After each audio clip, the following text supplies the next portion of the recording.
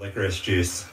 Well, we all know that Dr. James Naismith was the father of basketball. But who was the father of basketball? Well, that's whoever the hell James Naismith's father was. I'm going to guess Steve Naismith. But no, what I mean is, who was the guy who encouraged James Naismith to invent basketball? A fascinating figure in his own right. I'm sure some people maybe have heard the name because Luther Halsey Gulick Jr., MD, was an American physical education instructor who was in charge of the YMCA, the Springfield Y at that time, and told young James Naismith, hey, we need an indoor game. You have 2 weeks. Gulick did a lot of crazy things in his life. First of all, he was born in Hawaii. Not at all crazy. But that does indicate that he was the children of missionaries and he has this whole famous family.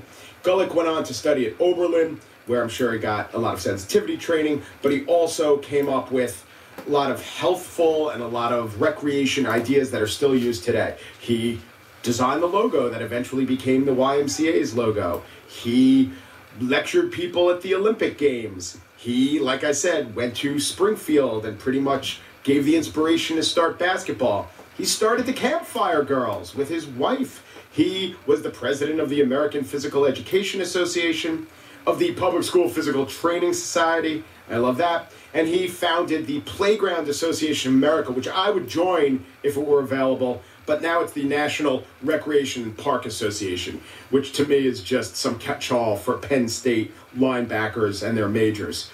The most fascinating thing I found out about Gulick, who, by the way, died at quite a young age after he returned from France. He was inspecting troops over there. What I found out was that he wrote a book, a seminal leading manual on physical education.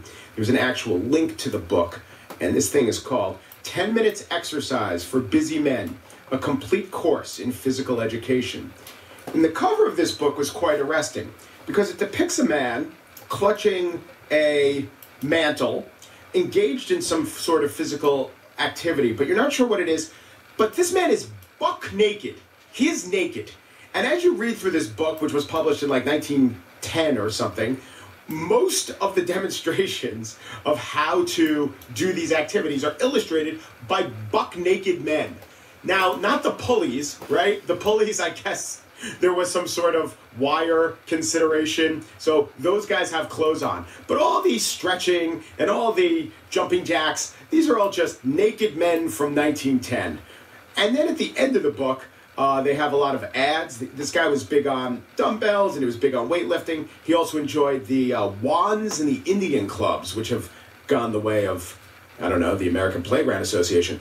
But near the end of the book, there is an ad for a bunch of equipment, including the quarter sleeve shirt. And the quarter sleeve shirt is something that we would call today a t-shirt. And the quarter sleeve shirt, they were available in a couple different qualities, but the best worsted quarter sleeve shirt is available from this, whatever catalog is selling it, for $2.75. I looked it up in the inflation calculator. To wear a t-shirt back in 1910 would cost the equivalent of $65. So maybe that's why these guys were all working out naked. It was cost prohibitive to actually wear a shirt. Just think about if this guy had had more influence, what the NBA playoffs would look like. Mm-hmm. How does David Stern enforce a casual wear decree when that's the uniform? When the uniform is no uniform at all.